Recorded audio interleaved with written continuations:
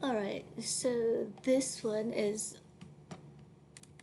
the next section, and we're getting into erratic rectilinear, okay, motion. So this is our erratic rectilinear motion, and many of our real systems, they are erratic. Okay, erratic means we're getting into the real world problems.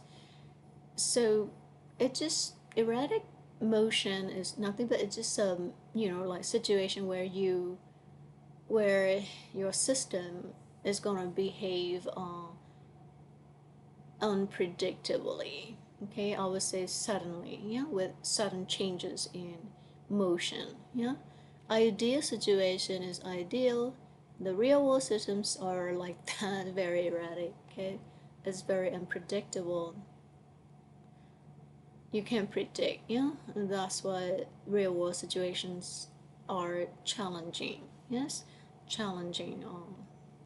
Uh, challenging in the dynamic, okay, motion, because their behavior is unpredictable. Yeah, the motion is unpredictable. So here's a breakdown of the concept. Okay, so real world example, like a car driving on a road, definitely will encounter sections with different conditions. Like sometimes you're gonna have speed, sometimes you have sharp turns, and then you have like many various speed on that path, okay, where the car was driving. So when you have to deal with unpredictable motion, and when you have to deal with those kind of problem, you have to analyze by sectioning them. Okay, so like this. So the first section, second section. Of course, you have only two sections in this example, but the real world situation, you have so many sections and a long line. Okay, and that's what we call complex. Yeah, so motion dynamics is very complex because you have so many changes happening in very short amount of time.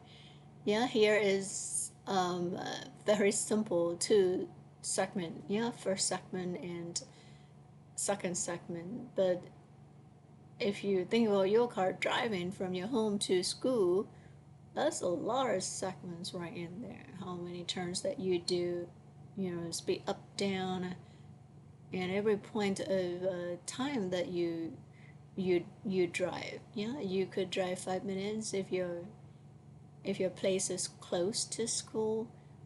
You would drive like about 20 minutes, right, or an hour even. Some people 3 hours driving. And if somebody tell you to calculate that, that's a very complex dynamics right in there. Yeah, because you have a real world system, a lot of motion and different segments in it. So anyways, that's how what we say we will analyze each section, yeah, separately for the real world problem by graphing them like that. Yeah, so we have a section A, B, yeah, and you have section A, B like that. We have position, yeah, that's a position graph, your velocity, and then your acceleration graph, yeah.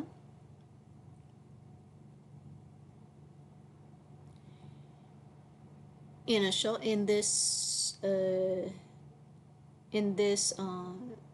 example, yeah, we're dividing to A to be the initial condition, yeah, of B, because this happened after A. Yeah, so that's what's talking about here. So you know how to read it, okay? So your position graph is showing you two distinct sections, A and B, and A is the initial, yeah, condition for B, and you have a unique equation, yeah, given to you to approach this motion. Your velocity, the same thing. You can get your velocity from the slope of that position, yeah, and this velocity graph is actually drawn from the slope. My tangent is not very good anyway, so that's a line right there if I have to draw this, yeah. And then you're going to put that velocity graph into it, and never ever forget your velocity is position, okay, as a function of time, yeah, derivatives. And your acceleration is velocity as a function of time, meaning like we're getting the slope. Remember I explained that to you. If you get the slope, then you're gonna get this. And to connect these graphs, it's gonna take for you some time to be able to get it. Okay, I'm so fast because I've been doing this 1,000 times. All right. And so your acceleration again, A is a constant acceleration and no acceleration in B is because of this graph, yeah?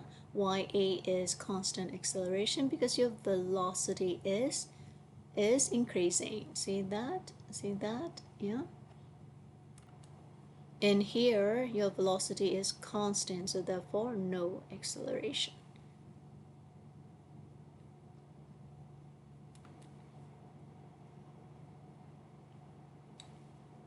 And this one, the same thing, yeah?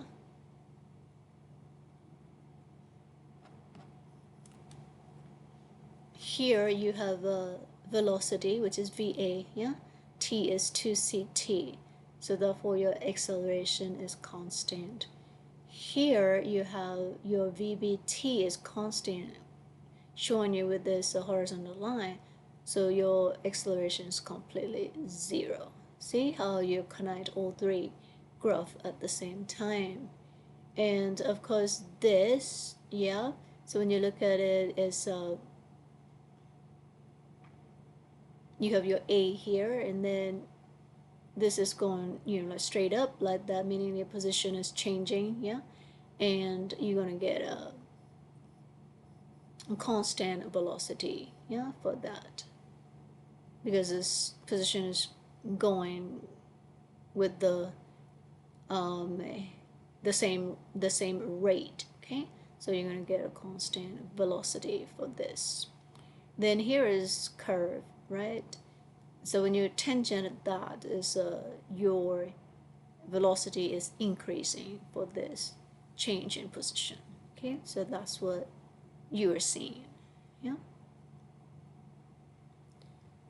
So that's just analysis. Again, it's very important that you connect position, velocity, and acceleration. Okay, this way by sectioning them, and to determine which one is constant, which one is increasing, and which one is not. All right. So practice, please. Example 2.31, you're going to consider a jogger, and that is running, all right, on a mark line like this. Draw your jogger's ST, means this velocity curve, yeah? And the jogger starts at position 3, okay, and stays there for a while. And he then jogs to position 1, yeah, and stays there a moment. Then he runs very quickly to position 2 and stays a moment, and then walks back to position 3 and rests for a while. Okay, so that's what we're gonna do. So anyway, so the problem is here, so if you need, you can come back and forth in your slide. Okay, I'm going forward. So the question is, the jogger starts at position 3 and stays there for a while. So let's start position 3. And we're going to put, okay, this is your coordinate axis, and we're going to put it into velocity. This is, don't forget, that's your velocity graph, velocity over time graph, okay? And velocity is the rate of change of position, so that's what you can see in this symbol, yeah? Position as a function of time. So we're gonna draw a red line here, marking that's position 3. It is staying, so therefore is horizontal. okay, showing you how it's staying there. So your graph is completely flat, right, at S3 for the period. Then the next, you're going to go position 1, yeah, and then stay there for a moment. So let's put that in position 1. So position 1 is right there. Go down, yeah, and then we're going to stay there for a while, so flat again, yeah. So Jogger moves position 3 to 1 at a steady pace, okay, and then he's going to stay there for a while. All right, so that's what you're seeing. The graph is going to slope down, and then the graph is going to rest, mean flat back. Okay, so Jogger stops momentarily at position 1, so your graph is flat again, right? Then the question said he runs very quickly to position 2 and then stays a moment. Okay, so let's put that in. So go up position 2 and then he's going to stay there. Yeah, see how erratic the real world motion is. Yeah, go up and then stay there. Since staying there, flat down. Yeah, so Jogger runs up from 1 to 2. So that is a steep upward slope, and then rest flat, okay, graph. Then he is going to walk back to position 3 and then rest for a while. Walks means slowly, yeah, back to the position 3. Yeah, go up again, and you can see the graph slopes gently upward, yeah, and then he's going to stay there at position 3, okay, sorry. So anyway, that's your motion. Erratic, okay, rectilinear motion. Now you know how to draw, yeah. Stay flat mean resting. Go up and down, yeah. Depends on your problem description. So horizontal segments represent your resting periods, and you know how to read your velocity, okay, versus time graph. Rest, rest, and rest. Slopes, meaning you're moving, okay? So you have slope here, and slope there. You're moving. Steeper, slope meaning you're faster, yeah? Shallower is your slope, but you are moving. The direction of your slope is going to tell you positive or negative, and it's going to show you the direction of your motion.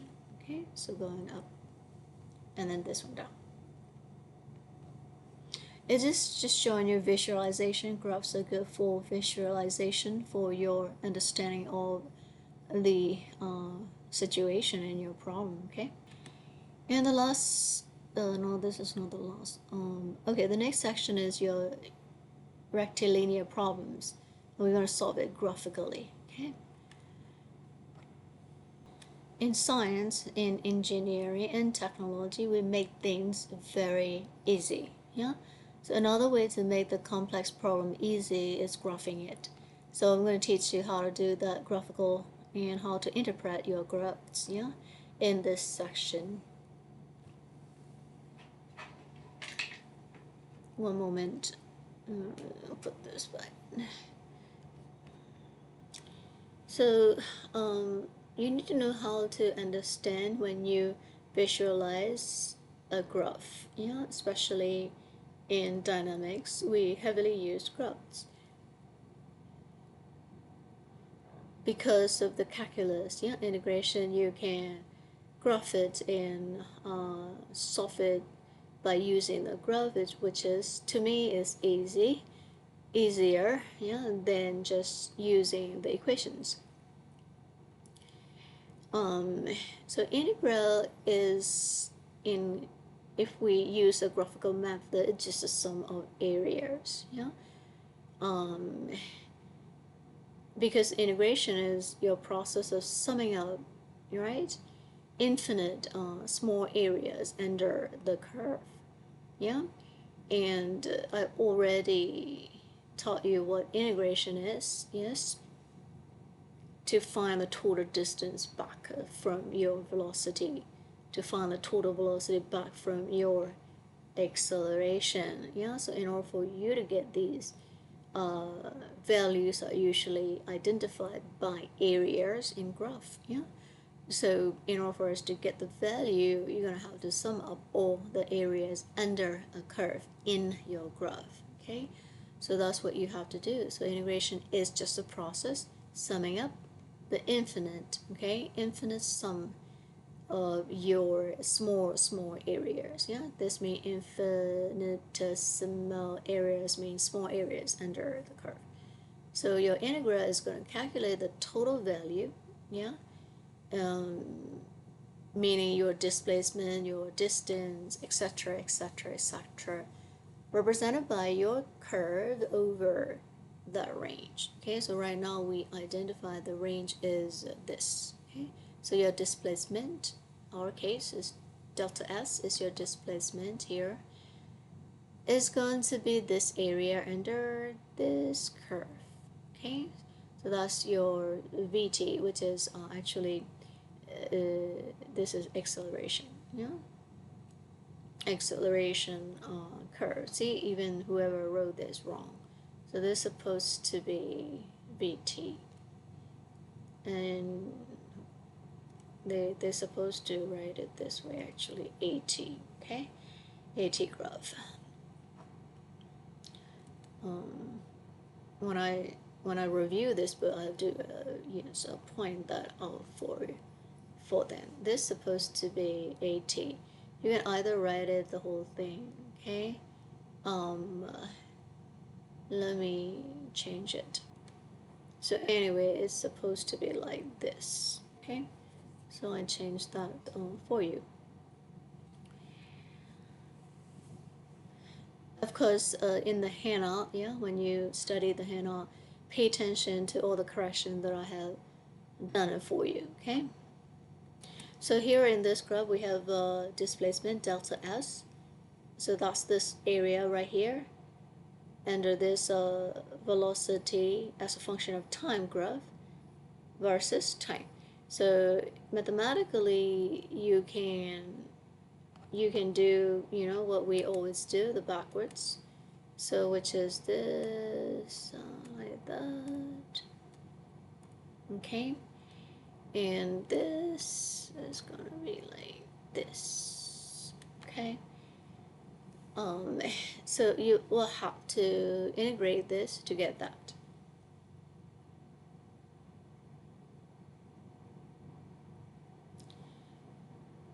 And I've already told you that's a backwards direction, and if you go this, you are going to differentiate, okay?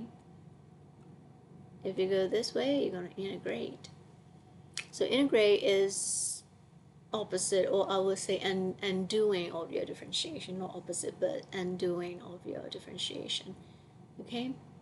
So in the graph, you can see your velocity on the y-axis, and your time is on your x-axis. The shaded region, okay, is between t1, your first reference time, and then your second reference time point, and t2 is your final. So from here to here is your time interval, yeah? So t1 and t2 is going to represent your displacement, yeah? Where your particle or whatever that you're studying is making a motion in that duration, which is your time interval, and the activity is whatever that particular object of interest, okay, is doing, some form of movement, which is your motion, okay, and that movement is this and that, okay. And when you take a look at this, okay, your graph, you should be able to understand, yeah, your slope, positive or negative, okay, the area is going to give you displacement, yes. And if you have negative, yes, going down,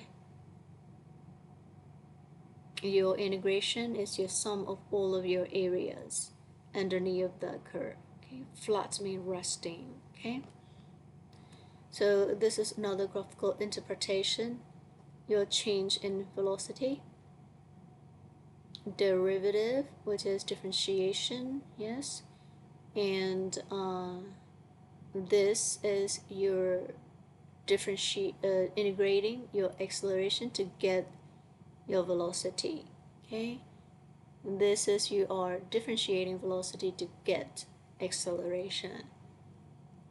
And here we have acceleration as a function of time, yes, and here is your change in velocity, okay, happening in that time interval.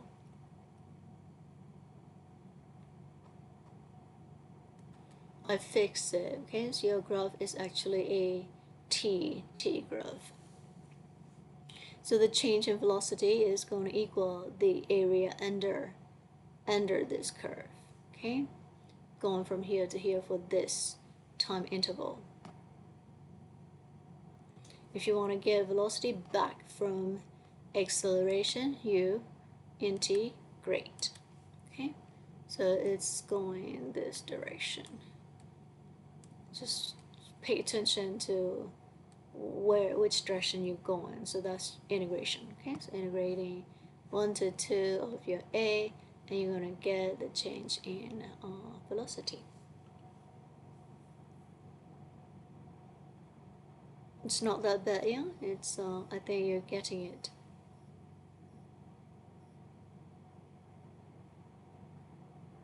Acceleration increasing. See, acceleration increasing over time. Stay the same, going down. Yeah. All right, next problem. So here, conceptual example 2.41. You have 1, 2, 3, 4, 5, 6. Okay, VT graph, and you're gonna rank them. See, pay attention to this. I remember I corrected it. If this is V with respect to time, which is as a function of time, you're gonna have a VT graph. This one is a pure VT, okay, graph. And we have to rank from largest to smallest particle displacement, okay? So you understand that you're going from this to actually this, okay, because we want the displacement. Since we say displacement, it's got to be you're integrating your V, okay? I don't like this book because they're forgetting a little function t here, yeah? As in like this, like that. Alright, so anyway, so otherwise it's difficult to get your delta S, okay? So anyway, so delta S is the area underneath of that. I'm just gonna go all the way to the answer, yeah, and gonna explain that to you to reduce time. So the largest, okay, our question is we've got to rank them from the largest to smallest displacement. So let's see the graphically how we do it, okay? So we know that the area underneath of the curve, okay, is the displacement. So that's the first thing you gotta know.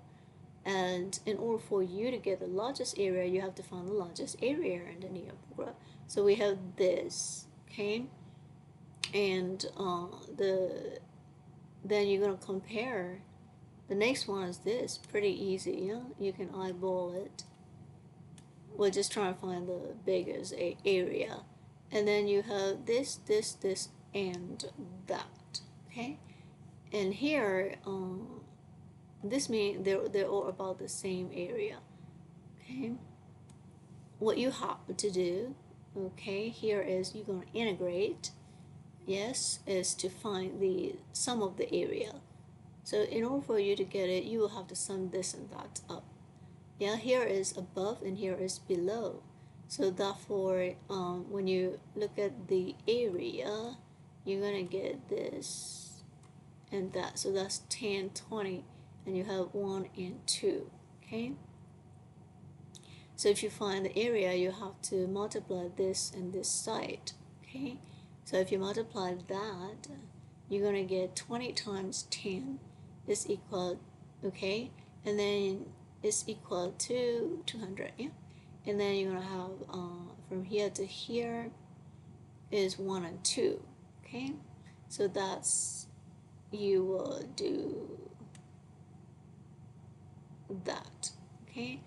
You can also do the entire thing from going 0 to 20 is going to be 20, okay, like that, and then multiply because you're finding the area of this rectangle, and there's 2, okay, so length times width is your area, so you're going to get 4, okay, 40.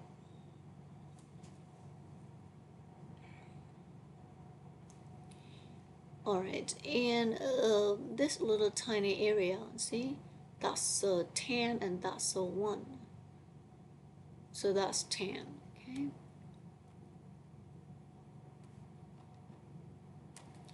Of course, this area is in the opposite direction, so therefore you have to minus it, and you will get 30. Alright, then we do C. Your C is a triangle, so therefore half base time your height, yes, and that's 3 and that's 20, so when you solve it you got 30, yeah. Then we have D, okay. D is the area under this, the same thing, yeah. You have 20, you have 3, so same as that, so you get 30 here. Then you have F, yeah, so area under this curve. So on this side you have 2 triangles, so one is 1.5 and the other one is 1.5, okay, with 20, so you have 1.5, alright, times 1 by 2 by 2 because it's a triangle, times 1.5 times 20, so 20 1 by 2 is 10, okay, and 10 times 1.5 is 15, so that's only this. On the other side also you have 15, so altogether you have 30, okay. So they're all 30 in units when you calculate the area under the curve, so therefore BCDF, okay, this is 30, alright.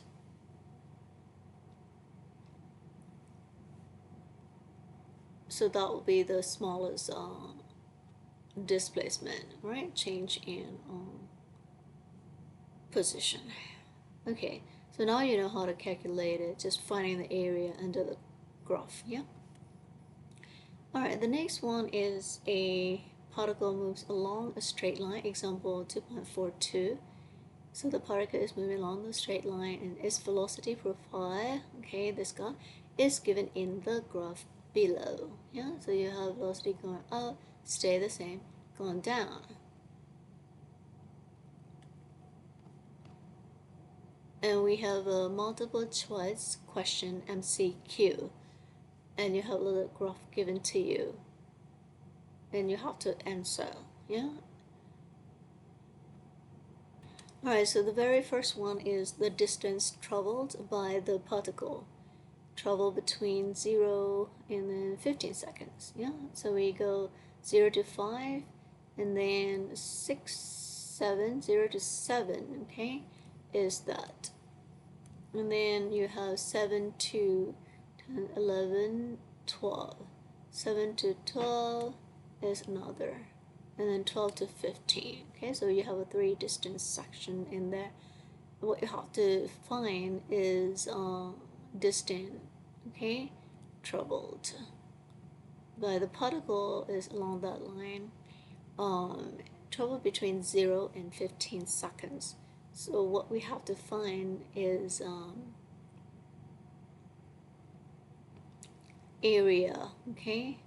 So it means I am going to just draw to, this is your triangle, rectangle, and another triangle, yeah? So the very first one is 1 by 2 because it is a triangle. You have 7 base, and then 7, okay, 5, 6, 7 height, okay?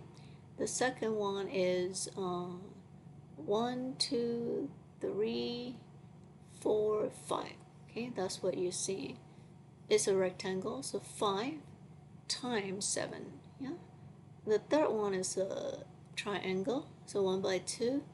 1, 2, 3 is your base, 7 is your height, okay? And then this is the total area, so you add them up and you're going to get 70 meter. All right, the next one, what is the average velocity, okay, of the particle in the first 10 seconds? So you're going to go and cut it out right here at 10 seconds. And then we section it, so you get first triangle, so that's 1 by 2, that is 7, okay, height is 7, and then this is 5, 6, 7 is going to be the base, okay, so that's what you're seeing here. Rectangle, so you have 1, 2, 3, and you have height 7, okay.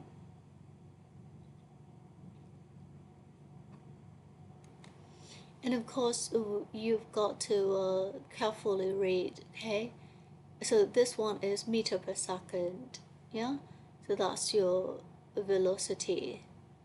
And then you're going to have 10 more seconds for this timeline, which is this guy, yeah? All right? Divided by 10, and you're going to get your velocity, okay? Change in velocity. Because we're going forward directions, a little bit difficult for me to, yes? So you're trying to find this, so therefore you're doing this equation, yeah? Instead of integration. Okay, so if you solve it, you're going to get 4.55 meter per second. And of course, the next one is your particle acceleration. We're still in BT, yeah? And of course, we wanted 5 seconds. So this is 5, and that's also 5, yeah?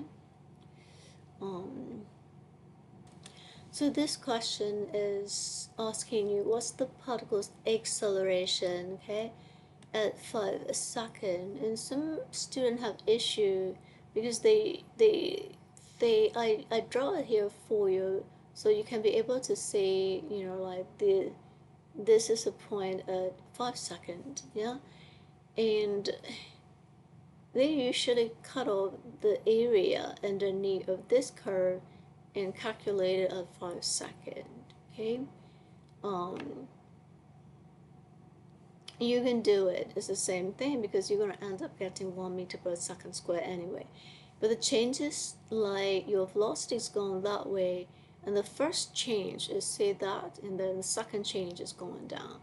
So it doesn't really matter you got the point here or here or here or here, all right? Your acceleration is going to be the same. Yeah, so that's what I wanted you to see. So it's going with 7 by 7. So some students said, oh, it's got to be 5 by 5. It doesn't really matter, yeah? Even if it's like 3 by 3 or, yeah, whatever, the whole slope has the same slope, yeah, right? The tangent is the same thing anyway. So the velocity changes, yes, I would say, you know, like t0 all the way to here, okay, 7 seconds, yeah, because this is 5 and then 6, 7, so this one I should write, yes, 7 here, and so that's your first change. So it doesn't matter which point you choose, you will always get 1 meter per second in there, yeah. I just want you to see that, yes, here acceleration no change because it's flat, so 0, and then going down, that's your deceleration right in here. So here this indicates your acceleration is constant, okay, constant acceleration, and this is 0, yeah, acceleration. So at 10 seconds, yeah, we get to 10 seconds, so let me draw that, because your line here is flat, yeah, for velocity, so therefore it's pretty easy because there's no acceleration because you're traveling with constant velocity, yeah. And well, that's the end, yeah, of this chapter. What is it? Chapter 2. Okay.